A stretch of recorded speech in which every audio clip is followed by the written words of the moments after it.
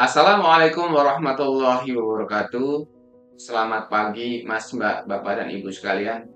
Pada video kali ini, saya akan menjelaskan mengenai upaya-upaya yang dapat kita lakukan untuk menghindari pelanggaran etik.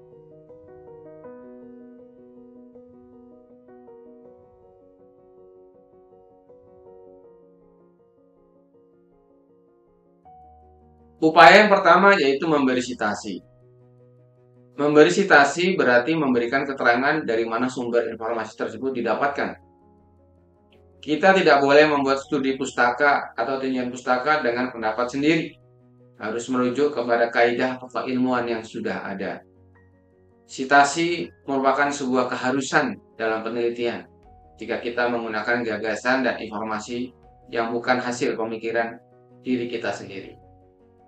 Memberikan citasi juga tidak boleh asal-asalan, harus mengikuti kaidah-kaidah yang sudah ditetapkan. Upaya yang kedua adalah menggunakan tool correction atau anti-plagiarism.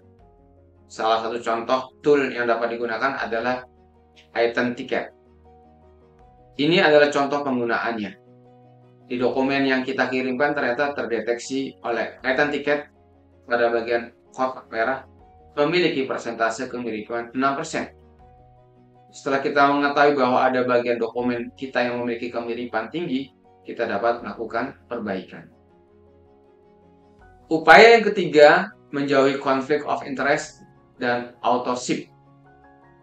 Salah satu contoh yang termasuk dalam conflict of interest atau konflik kepentingan adalah mencantumkan nama seseorang yang tidak melaksanakan penelitian pada tulisan ilmiah.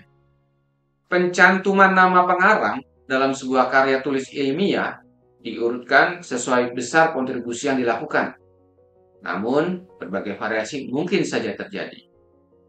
Contohnya, seorang peneliti senior mungkin saja mendahulukan peneliti junior atau seseorang yang ia bimbing, dikarenakan ingin memperkenalkannya ke dalam khalayak publik ilmiah. Jadi dalam menyusun nama-nama pengarang dari suatu artikel ilmiah haruslah diperhatikan berdasarkan aspek-aspek tertentu agar tidak terjadi potensi konflik di masa depan. Cara yang tepat untuk menghindari konflik of interest adalah melalui transparansi dan keterbukaan. Sedangkan authorship merupakan permasalahan etika, yakni pengakuan hak milik pada artikel ilmiah. Salah satu contoh yang termasuk dalam konflik of authorship yaitu mengubah nama penulis dan atau susunannya tanpa pengetahuan penulis lainnya.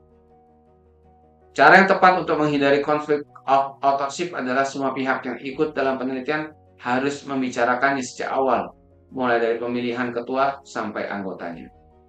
Selain itu, semua pihak yang ikut dalam penelitian juga diberi kesempatan untuk memasukkan namanya sebagai penulis, dan bukan hanya kesepakatan dalam mencantumkan nama saja, tetapi dalam penambahan, penghapusan, dan penempatan atau urutan nama juga harus dibicarakan sesuai dengan kontribusinya. Upaya yang keempat, menghindari duplicate submission. Duplicate submission adalah pengiriman satu artikel ilmiah ke lebih dari satu jurnal atau media publikasi ilmiah lainnya. Jadi peneliti tidak boleh mengirimkan atau mensubmit artikel ilmiah yang sama ke lebih atau satu jurnal atau media publikasi lainnya secara bersamaan. Sekian dulu pembahasan tentang upaya menghindari pelanggaran etik. Kita lanjutkan lagi ke video selanjutnya.